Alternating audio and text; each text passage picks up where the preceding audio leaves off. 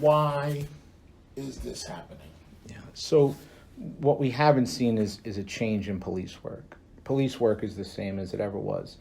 So that operational stressor, what we do when we're at work as a police officer, that hasn't changed, right? We're still responding to traumatic calls. We're still doing the same work we were doing for the past 150, 200 years. So the question then begs the question, well, then what has changed, right? Why do we see this uptick? So one of the primary contributors to suicide is a sense of hopelessness, this sense that when we reach a point in a bad situation and we believe, it doesn't need to be actual, it just needs to be perceived. When we believe that our life and our situation will never be better than it is right now at this moment, and we have no tomorrow that's ever better than today, then that's hopelessness. And I think that hopelessness is a large piece of it, and the question is what contributes to that hopelessness. I think that in a certain way, the anti-police rhetoric, the anti-police climate that we see in America today contributes to it, to this sense as a police officer that today will never be better than yesterday. My tomorrows will never be better than today in regard to the anti-police rhetoric and to how I'm valued as a police officer. And then I think also the lack of support that we're seeing from City Hall in New York City. This sense that there's no support coming from City Hall, there's no support coming down from the top of the police department.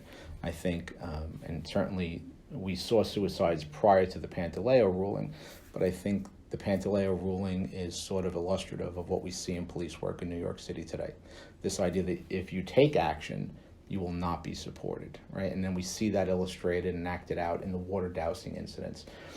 We've created this culture, we've allowed this culture to be created in New York City where police officers believe that they won't be supported by their administration, that they're not valued in what they do. So there's a lack of reciprocity, there's a lack of job satisfaction because you don't believe that your agency supports you. You don't believe that your community supports you. And so it creates this, it exacerbates the sense of us versus them, the sense that there's us and they're them, and that will never get better, right? That's the feeling. It's not actual, it's just perceived.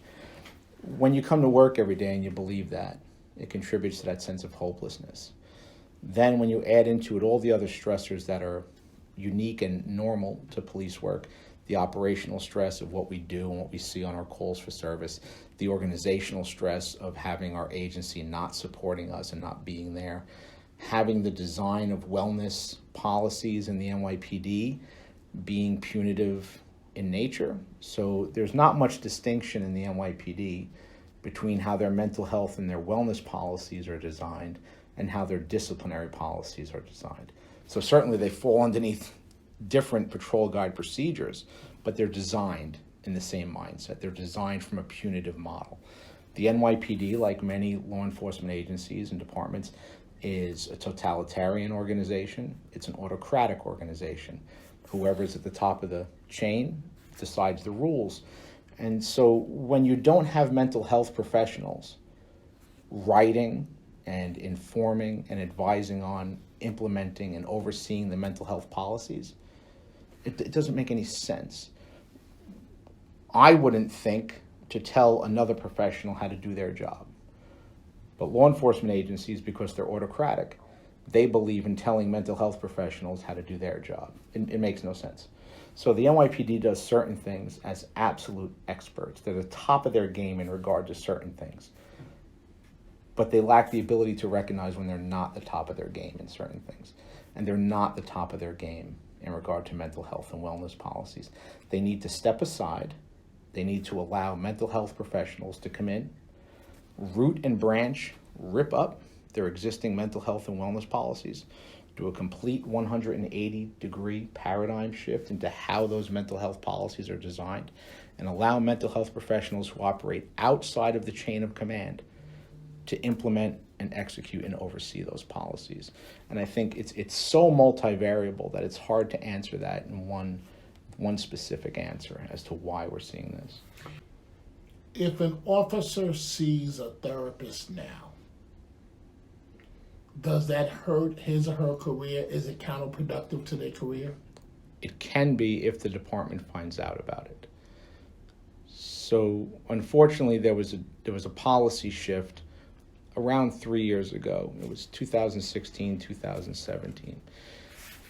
If an officer were to go out and self-refer and voluntarily seek help on the outside, completely separate from the department, and they would go to see a therapist or go to see a psychiatrist, and then that psychiatrist would have put them on some kind of an antidepressant or anti-anxiety medication or even a sleep aid.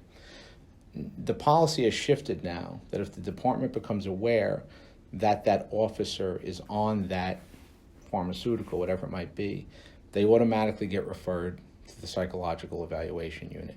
It used to not be like that. That was a policy shift around 2016, 2017. That was a terrible policy decision, because now officers know that even if they've done nothing wrong and behaviorally there are no indicators that there's anything problematic, but they go out and ask for help and get put on some kind of a psychiatric aid or pharmaceutical, and the job finds out about it, that they're going to get sent to psychological for an evaluation, and there's a good chance they're going to get placed on restricted duty, and they're going to lose their firearm, they're going to lose their shield. There are going to be real practical implications to that. They're going to lose their ability to do overtime. Many police officers rely on overtime in order to make ends meet. They may get transferred out of their command, and that's a decision that they have no ownership of and no involvement in. They may get transferred to a different command. They may lose their tours, right? So for many officers, the tours that they work, their shift, is important to them because they work opposite tours of their spouse for childcare purposes, whatever it may mean. It impacts all of those real world things. And so here's an officer who's done nothing wrong, but gone out and sought voluntarily help. The department finds out about it because he discloses it on a drug screening, whatever it may be.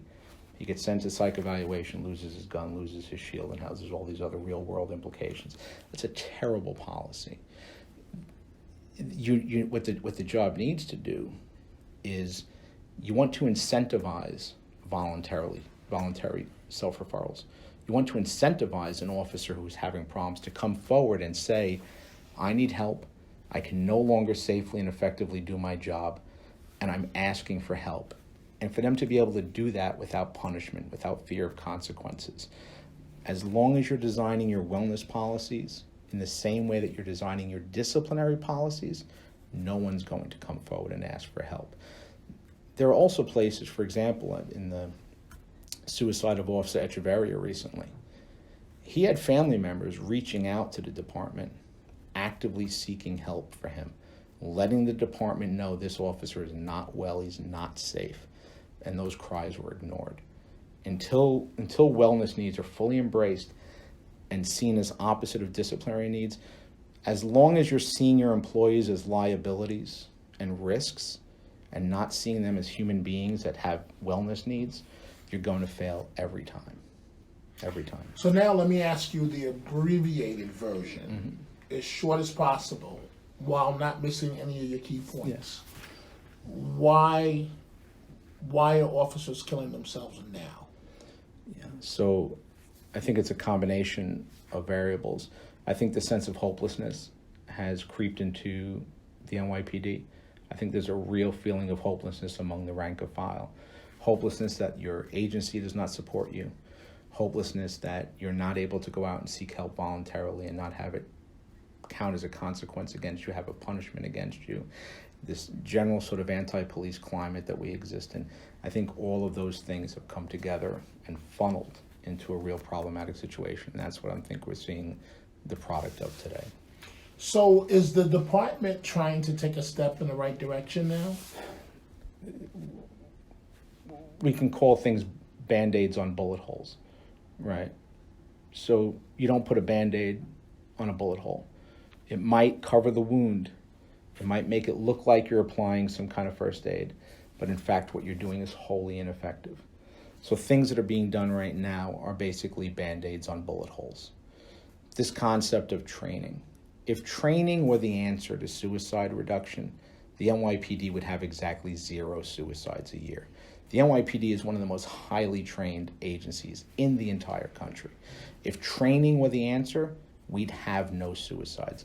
You cannot train your way out of suicides. Training is not the answer. We have people in the NYPD making mental health and wellness decisions who are not mental health professionals. That makes no sense to me.